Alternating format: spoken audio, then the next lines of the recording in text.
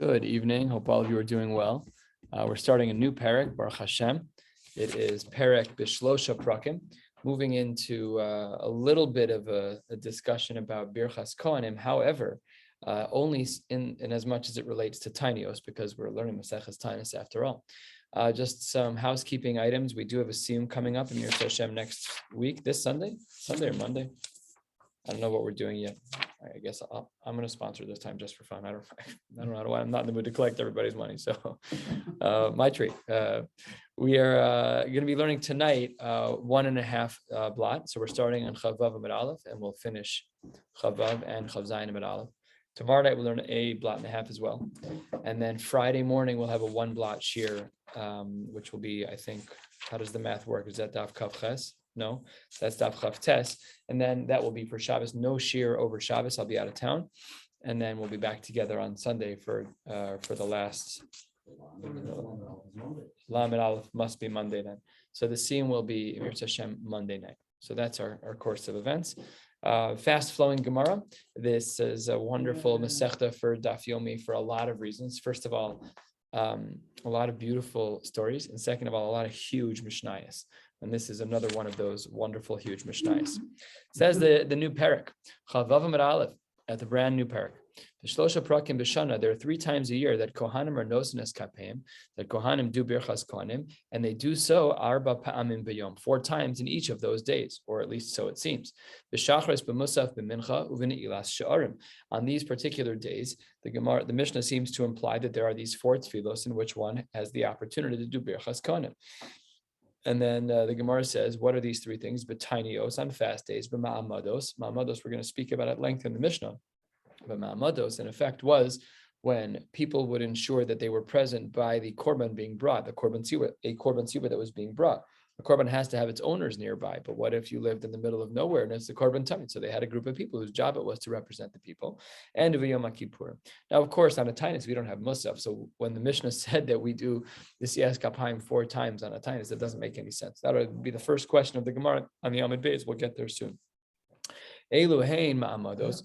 These are the ma'amados. These are the groups of people who function as the ma'amados. And then, with a very strange pivot, the Mishnah changes gears and says, Lafisha ne'emar, because it says, the pasuk says, Tzabes b'nei Yisrael es korbani lachmi, that you have to bring a korban. V'chiheach korbano shel adam karev hu eino omid al gabav. How can it ever be the case that a korban can be brought for the people without it being that the people are present?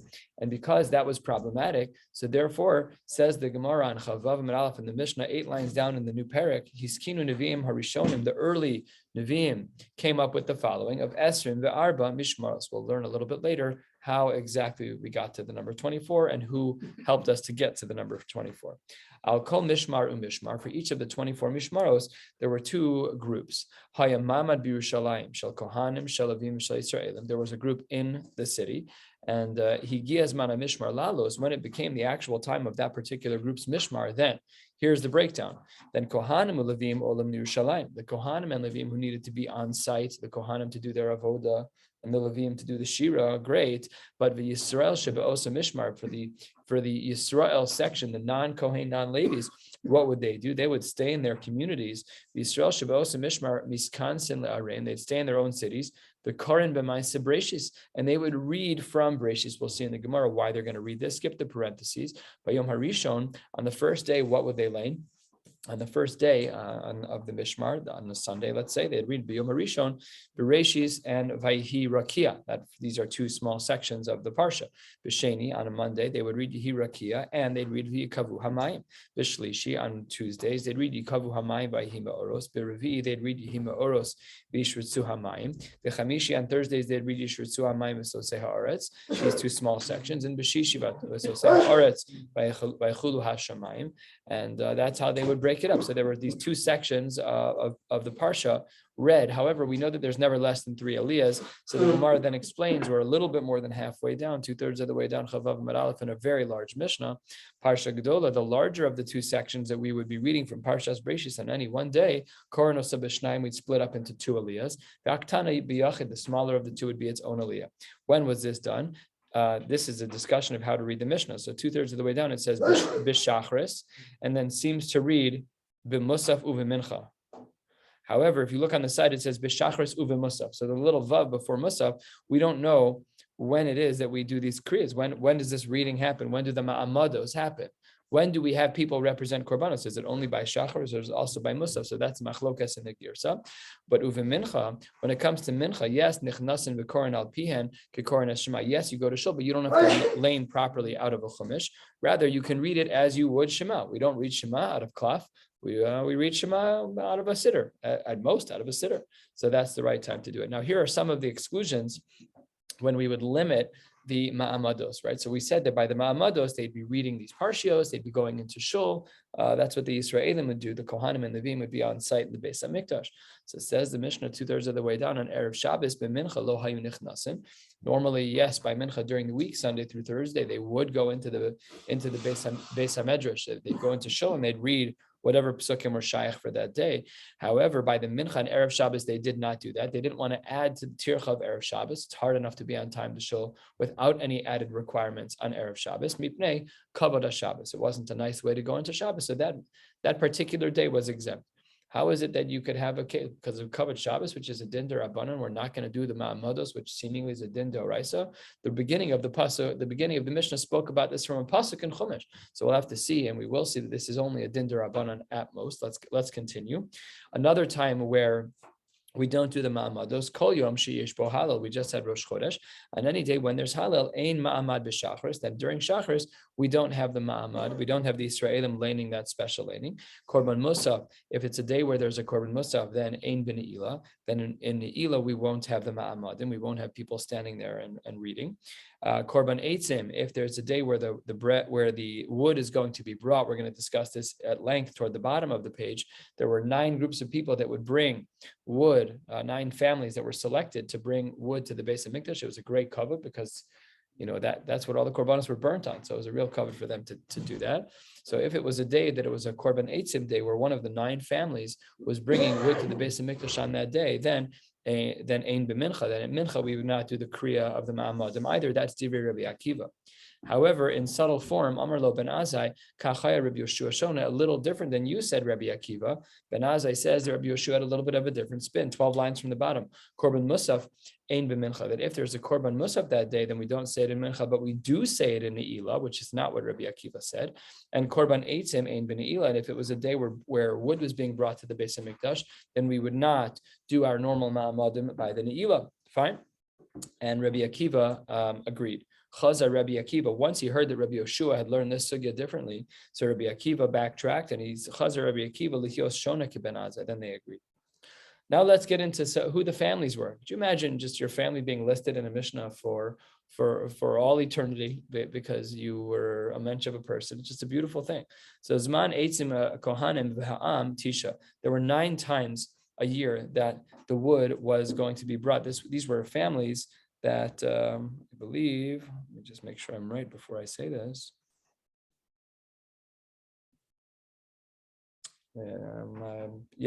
So that's what it says, that they came up with if you look at Rashi, 4 lines from the bottom, Dibur Maschel B'nei Erech Ben Yehuda, we'll get to him in a minute. Shek She'alu B'nei HaGola, Heim Hisnadvu Tchila. So there were some people that when they came back to the second Beis HaMikdash with Ezra, there were some people who donated, said, no, I got the wood. I'm going to make sure that there's enough wood. So that's this list of people. So we're 8-9 lines from the bottom of Chavav Mud Aleph, and the Gemara, the Mishnah continues. Be'echad ben Nisan, on the first of the month of Nisan, Bnei Erech ben Yehuda, they were family number 1. Number 2, Be'asrim V'Tammuz, on the 20th of the month of Tammuz, Bnei David ben Yehuda, they were from Shevet Yehuda. And number 3, B'chamisha be'av, on the 5th day of Av, is Bnei Parash ben Yehuda. Number 4 is B'shiva, on the 7th bow, on the 7th of that month of Av. That's Bnei Yonadav ben Rachab. And the 5th group is Be'asara, on the 10th of bow, Be'asara bow, on the 10th of the month of Av, Bnei Sinah ben Binyamin. This Gemara we saw quoted a while ago. And B'chamisha Asar, on the 15th of that month, that's B'chamisha Sarbo, that's B'nai Zesu ben Yehuda, and on that day it also happened to include other people as well. It also included V'imahim Kohanim U'Levim B'chol Misha Ta'a B'Shivto. anyone who they knew in their Masorah that they were supposed to bring wood, but they did not remember which Shevet they were a part of, they all joined Zesu ben Yehuda on this day. All of this will be discussed further in the Gemara. And then the Gemara says, the people who were to steal certain kelim, the people who were cutters. The Gemara will discuss this also. Be'esrim bo on the 20th of that month, that was Bnei Pachas Moab ben Yehuda, and Be'esrim be'elul on the 20th of Elul, Bnei Adin ben Yehuda. And then we circled back again to a family for a repeat. Be'echad b'teves shebo b'nei paro shnia. That's the second time that they would bring. While we're on the topic of echad b'teves, says the Mishnah, 3 lines from the bottom on Chavav Amud Aleph, be'echad b'teves, on the first of the month of Teves, lo haya bo maimed. On that day, there were no ma'amadim. There was no one who was, quote unquote, standing by to support the korbanos that were brought that day. Shahaya bo halal, the korban musaf, the korban eitzim. It was the trifecta. The 3 things that we learned earlier in the Mishnah, which would dissolve the obligation for maimed under certain circumstances. When you have all 3 together, the whole day is exempt from maimed. There was no ma'amados on that day. There were no Yisraelim in their particular respective communities who were reading the Parshios of Breshis. What we're about to learn now is a famous Mishnah. It's a Mishnah that describes the Chamisha Dvarim Iru Es Avosenu B'Shiva Sar B'Tammuz V'Chamisha B'Tisha B'Av. There are 5 things that went very wrong on Shiva Sar B'Tammuz, and another 5 things that went very wrong on Tisha B'Av. B'Shiva Sar B'Tammuz. What are the 5 things that went wrong on Tisha B'Av as we turn to the top of Chavav Amud Beis? So the Mishnah writes, number 1, Nishtabru Haluchos. That was the day that Moshe broke the Luchos Harishonos. The Uvatel HaTamid, that was the day when the Korban HaTamid stopped being brought in the Beis HaMikdash. V'huvka Ha'ir, the borders of the city were broken. The Saraf Apostomus Es HaTorah, Apostomus, he burned a Sefer Torah. And this is not so simple. Some of the Rishonim write that this was actually Menashe. It wasn't Apostomus or Russia, it was a reference to Menashe. The He'emid Selim Behechal, and there was an idol that was placed inside the Heichal. What were all of the things that went wrong on Tisha B'Av? Tisha B'Av, 3 lines down. Nigzar Lavosenu Shelo Yikansu La'aretz. On the 9th of Av, that was the day. And we're talking about the Chet HaMeraglim. That was the day that the Jews were punished, that they could not go into Eretz Yisrael. V'charav Habayis Berishona Uvishnia. That same date, an ominous day, that's when both Batei Mikdash were destroyed. The Nilkada Beitar, the city of Beitar, was overtaken. The Nechor Shahir, and it was plowed down. Mishenichnas Av, in light of what's going on in the month of Av with all of these difficult things, Mishenichnas Av Mima'atin B'Simcha. This is, of course, quoted in Shulchan Aruch that in the month of Av we minimize our happiness, and certainly from the beginning of the month there's like gradations, just like we have by Avelus Rahman al-Islam. We have Shiva, we have Shloshim, and we have the 12-month mourning period. So here also in minor form as a microcosm, we have the same thing. You have like Tisha B'Av is mamish like Shiva, Shavua Shechalvo is like Shloshim, and everything from Aleph is like, everything from Aleph is basically like the 12 months. It's a pretty rigid form. We're going to learn them in the other direction now. Shabbos Shechal Tisha B'Av. We started Mishinech L'Sab B'Matin B'Simcha. That's level 1, the lightest form. We're just minimizing some of our simcha. What's the next level? Shabbos Shechal Tisha B'Av Lios B'Socha, what we would call Shavua Shechalbo. So let's say that that Tisha B'Av falls out on a Tuesday. So Shavua Shechalbo is Motzei Shabbos, Sunday and Monday. So what the Mishnah writes is when you have Shabbos Shechal Tisha B'Av Lios B'Socha, during that week, Asr L'Saper Umi L'Chabes, it is forbidden for one to get haircuts and for one to do laundry. It's very interesting. We're very makbid not to get haircuts during the 3 weeks. The reason why it's so interesting is because the minhag of not getting a haircut during the 3 weeks is approximately 900 years old. It's not from the times of the Churban. This Mishnah is 2,000 years old because it was codified and organized by Rabbi Yehuda Nasi when he died in 220. So what we're seeing here is the only real halachic limitation to getting a haircut during the 3 weeks is only in Shavua Shechalbo. Very interesting. And not only that, take a look at the rest of the Gemara, Uvechamishi, the rest of the Mishnah, Uvechamishi, if it happens to be that Tisha B'Av is on a Friday and the Shavua Shechalbo was long, then Bechamishi, on that Thursday, Mutarin, Rashi says you're allowed to get haircuts here, Bibnei Kavod Shabbos. So to formally say that it's mamish usher to get a haircut during the 3 weeks is not correct. It's only true during Shavua Shechalbo. We have a super strong custom to not get haircuts, but nevertheless, it is historically speaking a very, very new custom. It's quoted in one of the notes, say Kalim, on the tour by the Beis Yosef. Some Sephardic Mahari Abuhav, I think. I can't remember exactly. I have to look it up again. That's not who it was. I have to look it up again. But that was a relatively historically new tradition relative to the time of the Churban. It's 1,000 years after, approximately, a little even more. Erev Tisha B'Av, on the day of Tisha B'Av, the morning before the fast starts, Lo yochal adam shnei tavshilin, you shouldn't eat 2 cooked foods. Lo yochal basar, you shouldn't eat meat. V'lo yishteh yain, it's not the time for wine. Rabbi Shimon ben Gamliel Omer Yeshana, you can eat them, but you have to eat them with a little bit of a shinui. Rabbi Yehuda mechayev b'kviyas hamita, he requires us to turn our beds over. This is a siman avelis. We'll discuss this in the Gemara. And while Rabbi Yehuda held that way, the rabbis did not agree to his opinion. Amar Rabbi Shimon ben Gamliel, Hayu Yamim Tovim L'Yisrael Kechamisha Asar B'Av Ukiyom HaKippurim. These Ukiyom HaKippurim. These days of the 15th of Av and Yom Kippur, there were no days that were like it. Shebohen, on these days, Benos Yushalayim Yotos Bekli Lavan Shu'ulin, they would all wear white dresses and they would go out into the fields. Why were they Shu'ulin? Why were they borrowed? Well, not everybody necessarily had enough money to buy the nice white dress. Shelo Levaish is Misha'in Lo, so the people who had the dresses to loan would make sure that everybody had a white dress. Kol HaKelim Te'unan Tvila. At that time, everyone was makbid on Hilchos Nida as it related to the clothes that they wore. If a woman is wearing a garment and she's Poreses Nida, then the garment is Tameh also. So we don't paskin like that nowadays, though I probably did share the story of the time that I walked into the home of this religious Christian family and the woman wouldn't allow me to sit in her chair because of Tumas Moshev. She told me, she's like, you're welcome to sit anywhere in my house, just not my chair because I am a Nida. A little bit of a surprising comment to hear from a Goy Shabashuk. And not only that, we don't pass in that way because we don't have a Beis HaMikdash. Fascinating. Anyways, that's this din. Kol HaKelim Te'unan Tefillah. So all of the white dresses that were borrowed, they all had to be laundered, not laundered in a tied kind of way, but laundered in a halachic kind of way to make sure that they were Tahorim, because 50% of women, statistically, were probably a nida, whatever it was. Even more if they were single, because if a woman doesn't go to the mikvah, then she is forever a nida d'oraisa. They were able to be out in the field and they were dancing. What were the women saying? So there were a few groups of women. Bachur, come see how beautiful I am. The second group would say, don't look at beauty only. You're not just marrying the girl, you're marrying the in-laws. You got to make sure that everything is kafta referach. And the third group would say, these are the groups who were both not beautiful women and didn't have good families. Just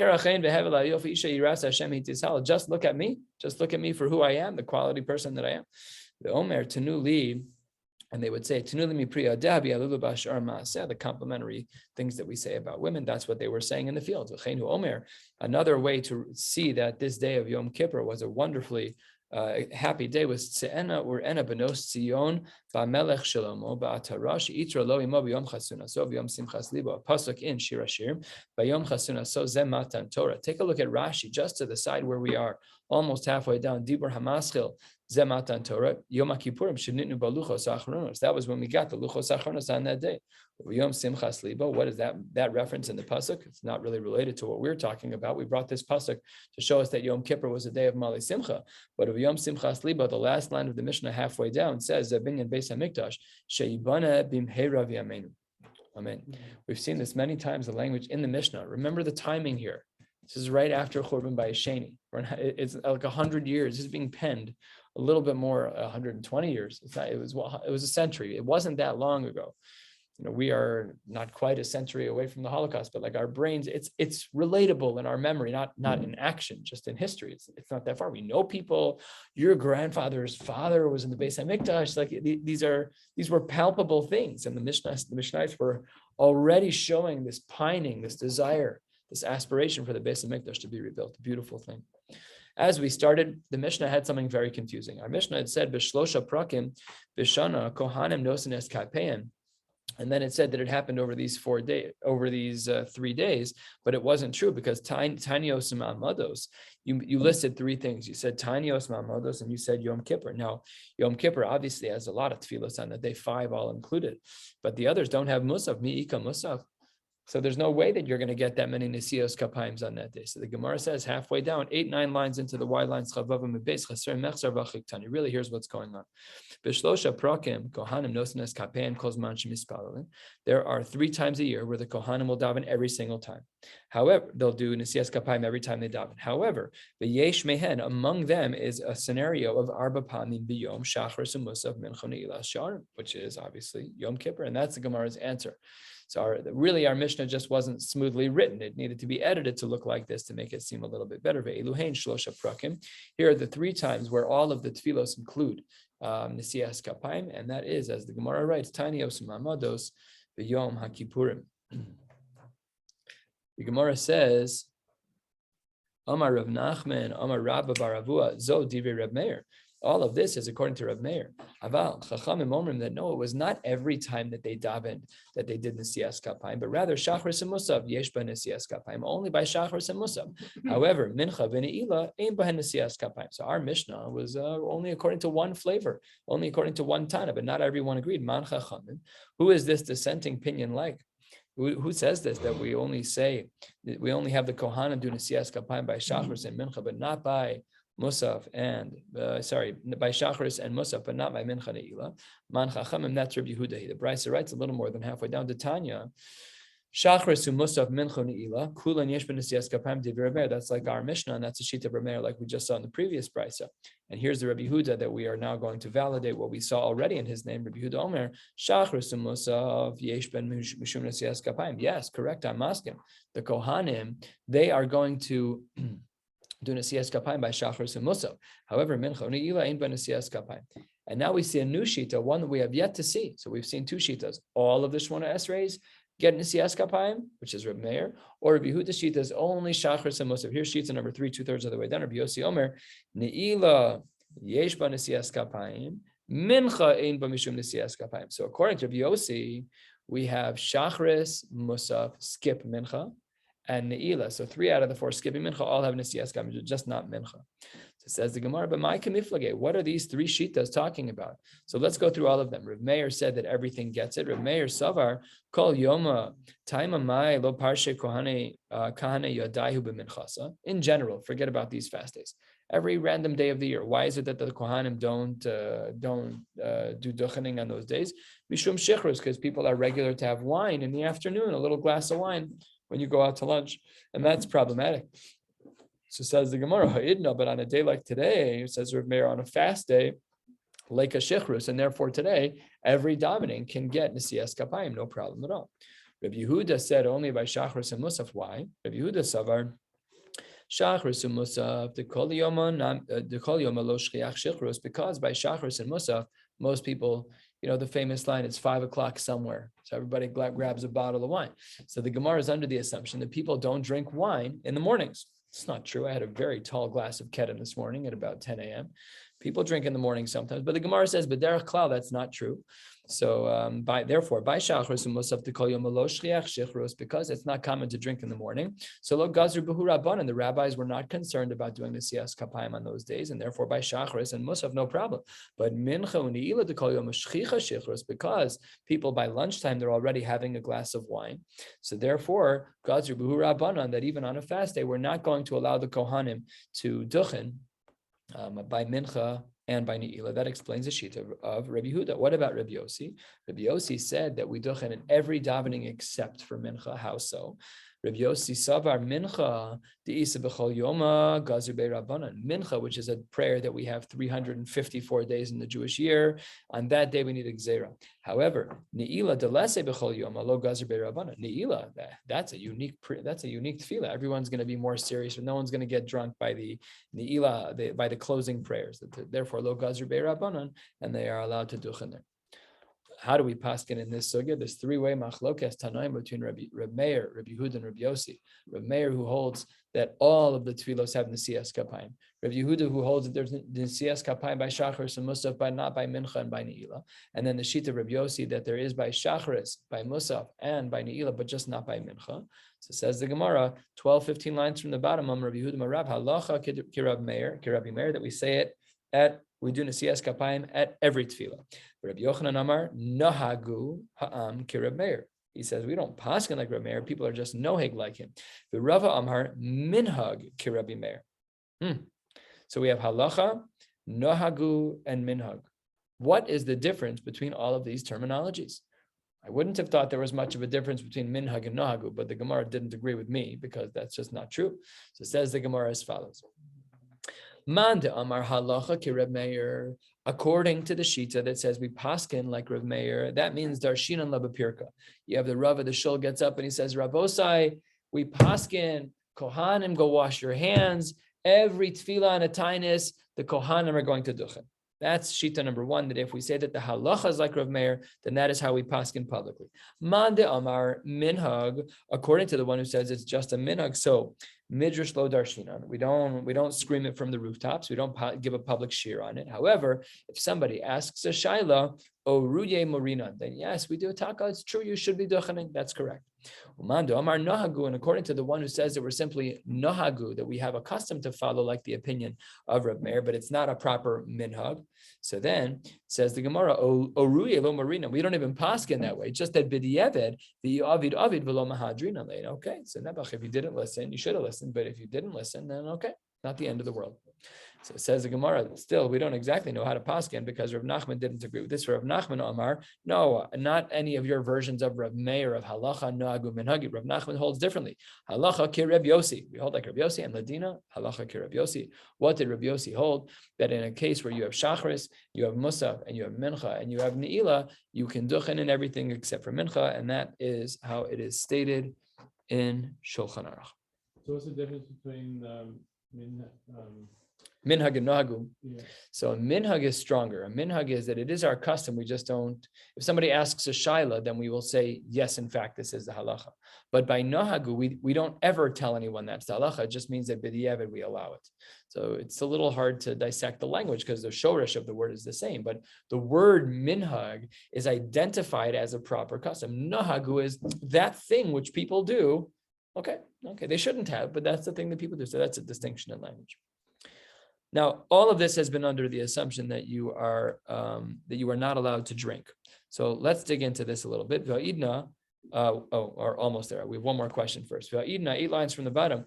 My time of parshe kohana yadayu b'minchas ta'anisa. I don't understand. If in fact we paskin like Rabbi Yossi, and Rabbi Yossi said that by mincha you're not allowed to duchen, and this is still minhag Eretz Yisrael, that on a fast day, for example, kohanim will duchen by mincha. But why is that allowed? So says the Gemara, there's an exclusionary clause on the shita of Rabbi Yossi. What's that? Kevan de besamach l'shkia sachama kaparshe kitfilas ne'ilah damya. If you daven in a very, very late mincha, very late in the day, so that is already the geder ne'ilah. The mincha that Rabbi Yossi was talking about was mincha gdola, that was earlier on in the day. But if you're davening a super late mincha, so then it's equivalent to a ne'ilah, and therefore we are allowed to allow the kohanim to duchen. The kuliyal mamias shikur aser b'nesiyas kapayim. The common thread of the last 20 lines or so is that a kohen who has had alcohol is not allowed to duchen. How do we know that that's true? So Amar Rabbi Yeshua ben Levi mishum bar kapar. Lama nismacha parshas kohen mivarech leparshas nazir. Why were the two parshios of the Birchas Kohanim and Nazir juxtaposed? Lomar lach, this is to teach us. Ma Nazir asir b'yayin. Just like we know that if a person accepts Naziris upon themselves, one of the things that they have prohibited upon themselves is wine. Af Kohen mivarech, even a Kohen who's going to give a bracha also, I should say, is asir b'yayin. That's the implication that we learn from Naziris. So maskif la avoid Reb Zera b'amri lo shaya bar zavda. I don't understand. If you're making a comparison from Nazir to Birchas Kohanim, ima Nazir asir b'chartzan, but a Nazir is asir in what we call mishras, any grape derivatives at all, even chartzan, which are grape seeds. So ima Nazir asir b'chartzan. If you're making the comparison between Nazir and Birchas Kohanim, then af Kohen mevarech asir b'chartzan. Then let's say that I am a Kohen and I eat grape seeds. I'm not drunk, but I eat grape seeds. A Nazir, by him, it's an Isser Doraisa. But by me as the Kohen Mevarach, can I duchen? No. Says the Gemara, don't worry. No. Yes, we compare it to Nazir, but not fully. Amar Rav Yitzchak, Amar Akra, L'shar So L'varach B'shma. That what we're talking about is in the pasuk over here is about Birchas Kohanim. Ma Mishares mutter bechartz. And just like a Meshares, one who serves Hashem in the Beis Hamikdash, is allowed to serve Hashem having had grape seeds. Av Kohen Mevarech, even a Kohen is going to do Birchas Kohanim, mutter bechartz. Says the Gemara, well, I'm not really sure how you're doing all your comparisons here. You've compared to Nazir, but it wasn't a full comparison. You're comparing to the Kohen doing the Avoda, but it's not a full comparison, because look at this. Imam Meshares, when you have a Kohen who's doing the Avoda, Bal Mum Lo, we don't allow for a Kohen who's a Bal Mum to do the Avoda. Av Kohen Mevarech Bal Mum Lo. Then maybe we should also assume that if a person is duchening, he's not allowed to be a Bal Mum. You tried to compare to Nazir in full. It's not full, it's partial. You tried to compare it to someone doing the Avoda. It's not a full comparison, it's partial. And in both cases, we went lenient. So says the Gemara, the reason why a Baal Mum is not problematic, and when it comes to Birchas Kohanim, is because ha'is kashla Nazir. Because part of our understanding of the Isser of Shichrus is from a Nazir. Says the Gemara, Umay Chaz is the Makshis Lakula. You've only taken the lightest of comparisons in both cases. By Nazir, yeah, we learn wine from there, but you're being makil on the grape seeds. And by the Kohen who's Meshares, we make a comparison to them that they're allowed to have chartzah, that they can have the grape seeds, but we don't transfer over the chumrah of Baal Mum. Why are you being so makil? Like, if you're going to learn from another area. Just do it in full. If you're going to learn from Nazir, take all the laws of Nazir. You're going to learn from Meshares, you're going to learn from a Kohen doing the avodah. Take all that. Take a full comparison. Why are you being so lenient? Oh, so says the Gemara, very important yesod. Asmechuhu. Umay chazis to makshis lekula, akish lechumra. You should also look at all the chumras. What are you, shopping? That's not right. Just learn the sugya the right way. So says the Gemara, the Chachamim were being very particular here. The reason why they were being makil is because asmachta ninhu midrabanan. The psukim that we're referring to here, that to teach us that a Kohen is not allowed to be drunk when they're doing Birchas Kohanim, it's an asmachta ninhu midrabanan. All of the psukim that we have are only rabbinic in nature, and ulakula, and therefore we're allowed to be mekel. But really, technically, midoraisa, if a Kohen was drunk, he could still do Birchas Kohanim, technically speaking. If he can be coherent enough to say the bracha, I guess. I don't know what level of mental faculties you have to have, but certainly to have a l'chaim, and then it's not ideal. It seems to not be right. You shouldn't. If someone has to be a Kohen and they wanted to go to Kiddush Club, then they have two problems. Fine, but then to go up and then to duchen, that might not be right. If you're the only Kohen, it's really not right. But it's certainly not right even if you're with others. Next two dots. We had said in our Mishnah, Elu hein ma'amados. These are the ma'amados, and then we said the next line, which was not an answer to the question. We said, what are the ma'amados? Who are the families? What are the times? And then we said, oh, here's a pasuk in Chumash, which doesn't answer the question. So it says the Gemara, the Gemara had quoted the Mishnah, Lefish Nemar Sabas Meisro. Says Gemara, Maika Amar. What? Non sequitur. You ask a question, how old are you? I live on Chase Avenue. What are you talking about? So it says the Gemara, Maika Amar, what's going on in our Mishnah? Hachi Kamar, here's Pshat. Elu hein ma'amados. Here is the ma'amados. And by the way, before we tell you about the ma'amados, umatam tiknu ma'amados. Before we tell you the what, we want to tell you the why. Oh, because we have a pasuk in Chumash that says that we're obligated to bring, in this case, a korban tzibur. How can we have a case scenario where there aren't people around to substantiate the korban, to make sure the korban is being done right, and just to be there, just to be present? Therefore, he's kinu neviim harishonim esrim v'arba mishmaros. So now we understand our why we have ma'amados, and al kol mishmar hayamayim b'Yerushalayim shel kohanim shel levim shel Yisraelim. And we had this group of people. They were broken up into 24 groups, and each of them had their responsibilities. Yigiyazman mishmar la'alos, when it was the time for any particular mishmar to do their job. Kohanim u'levim all in Yerushalayim. So that's how the Gemara answers this question of the seemingly strange question answer in our Mishnah of, well, it wasn't really a question, but the framing of our Mishnah was, here's all the ma'amados, and here's psukim as to why we do ma'amados. That's the explanation of the Gemara. Here's another brisa that looks quite similar to the one we saw with a little more detail. Tanu Rabbanan. Esrim v'arba mishmaros be'eretz Yisrael. There are 24 mishmaros that are in Eretz Yisrael. V'shtei mesrei, and 12 b'Yericho. So how many mishmaros were there? Were there 24, or were there 24 plus 12? It says the Gemara, Shtei Mesrei b'Yericho. You had an extra 12 in Yericho. Nefishin lahu tuva. That's way too much. as we'll see soon, we're going to see some psukim as to how we got to the number 24. So it says the Gemara, Ella, no, that's not what we meant. We didn't mean 12 extra. We mean that 12 of the 24 were from Yericho. Ela shtei mesrei mehen be Yericho. 12 of the 24 were actually in the city of Yericho. And then Higia Zman HaMishmar La'alos, when it came time for a particular Mishmar to do their thing, it was their Mishmar. Then Chatzi HaMishmar Haya'ole Me'eretz Yisrael Yerushalayim. Chatzi HaMishmar Haya'ole Me'ericho Kadesh Yispeku Mayim Umazon Lachem Shebirushalayim. So it was split up in a way where some would come from here and some would come from there. And in Yericho, they would bring food to Yerushalayim. Says the Gemara, just about halfway down, 6 lines before the wide lines, Chav Zayin and Aleph. We're going to wrap up to the top of the next page and stop. Amar Rabbi Yehuda Amar Shmuel. Now we're in the times of the Amoraim. These were all brises up until now in this sugya. Let's see what he has to say. Kohanim u'levim Yisraelim akvanes hakorban. Wow, they're me'akev es hakorban. If you are not present, so then the korban doesn't count. You can't bring a korban without people to represent the masses.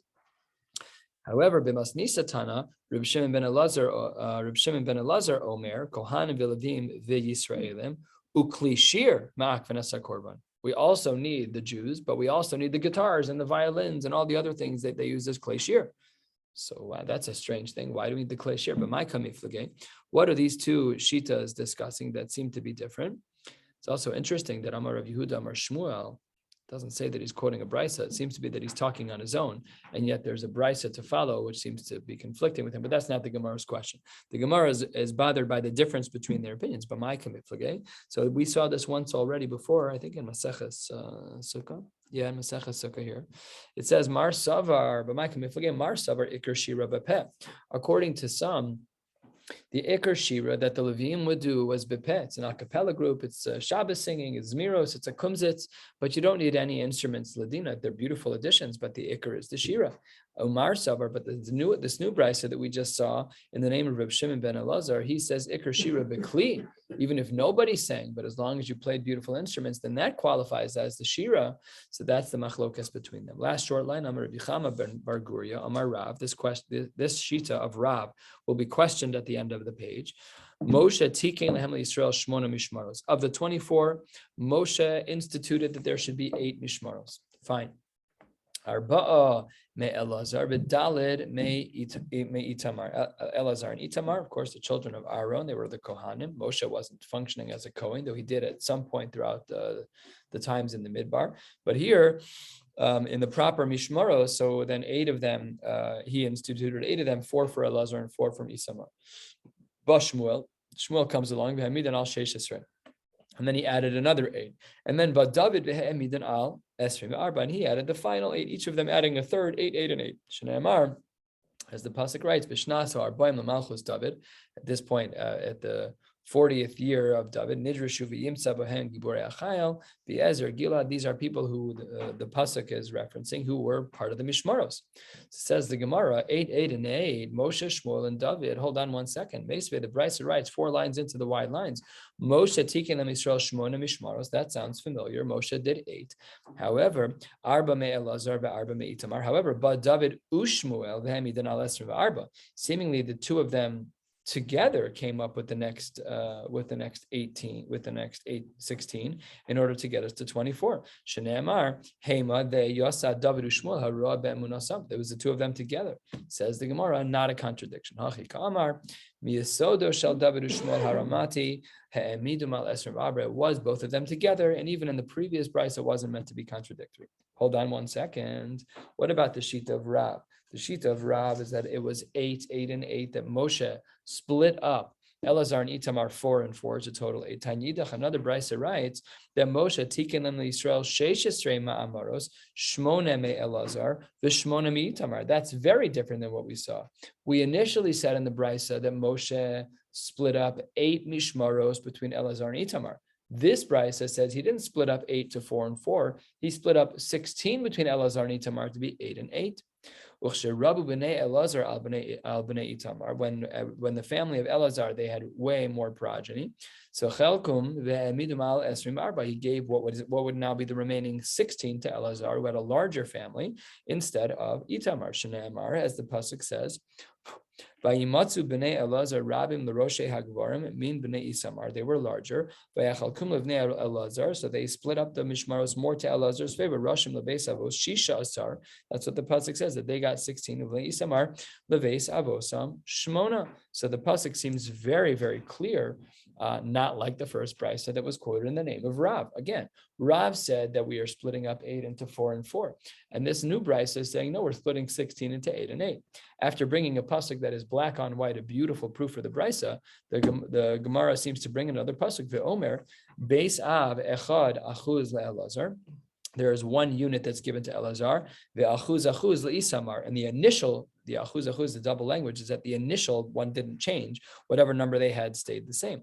So how do we understand this? Ma'va Omer, why do we need the next pasuk? Says the Gemara, 5 lines from the bottom. If you want to say Ki hechid nefishe b'nei Elazar, just like b'nei Elazar's family grew significantly, hachanami nefishe b'nei Itamar, that so too his family grew as well. So shmona me'ikara arbahavu. Then that's not right. Then we would have understood the brisa differently, and therefore tashma beis av echad achuz le'Elazar ve'achuz achuz le'itamar. It has to be that it's like this brisa, not like the brisa that we started with Rav. Otherwise, it doesn't make sense that it would have been 8 in this brisa. It should have been 4. So therefore, we know that this brisa is taka right. And if that's true, then tiyufta Rav Chama bar Guria in the name of Rav, which is how we started. Rav bar Guria in the name of Rav said that it was 4 and 4 for Elazar and Itamar, but the psukim don't talk that way. Kashan Rav. So Amar Lach Rav Chama bar Guria, I'll answer you on behalf of my Rebbe of Rav, and I'll tell you Tanoihi. Ve'ana de'amre ki haytana de'amar shmona. Taka, there's a machlokes, and he holds like the one that says that they started with 8 and they split 4 by 4. But there's another brisa that says it was 16 and they split 8 by 8 to get to the number of 24. Tanu Rabbanan. Arba mishmaros alu min hagola. There were 4 mishmaros that came up from the Gola between the 2 Batei Mikdash when they came back to rebuild the second Beis HaMikdash. The Eluhain, here are the 4 families that were part of the original mishmaros that came back. It wasn't that much time, but they did come back. It was the family of Yodaya, Charim, Pashchor, Ve'imar. These are the 4 families. The Nevi'im at that time all showed up. And among those 4 families, they broke them down into 6 total per family to get to 24 mishmaros, because we needed them for the Beis HaMikdash. We saw this language, Bekalfi, I think in Maseches Shkalim, which is like a lottery. They put in pieces of paper and they were going to figure out how they were going to break down all the groups. So this is how it worked. Ba Yadaya, he came over to the lottery thing and he pulled out V'natal Chelko. He happened to have pulled out his name, the Chelek Chaver of Sheish, and he got a total of 6 for his group. Ba Charim V'natal Chelko V'Chelek Chaver of Sheish. That gets us to 12. V'chein Pashchor, which is 18. V'chein Imar, which is 24. And that is how we established the initial 24 mishmaros of the second Beis HaMikdash. V'chein Hisnu Nevi'im Shebeneim. At that time, the Nevi'im agreed. She'afilu Yehoriav. I think it's Yehoriav. Yeah. That Shafilu Yehoriav Rosh Mishmaros Ola. Yehoriav did not come back with Ezra for the second Beis HaMikdash. But even had it been that he came back, the halacha would have been at that time, Lo Yidche Yodaya Mimakomo. We would not move that first family of Yodaya from his position because he came up at the right time with Ezra. El Yodaya Iker Yehoriav Tafel Lo. We're going to stop right here on Chav Zayin Amud Beis. We'll pick up right here 6-7 lines down on Chav Zayin Amud Beis tomorrow night with a blot and a half, and we will finish Daf Chav Tes Friday morning, early morning shiur after the 6:30 Shacharis with Daf Chav Tes, and then we're all done for Shabbos, and then we'll be back together on Sunday. See you on Monday night here in the Beis Medrash. Wishing you all a beautiful night. Just before the fast.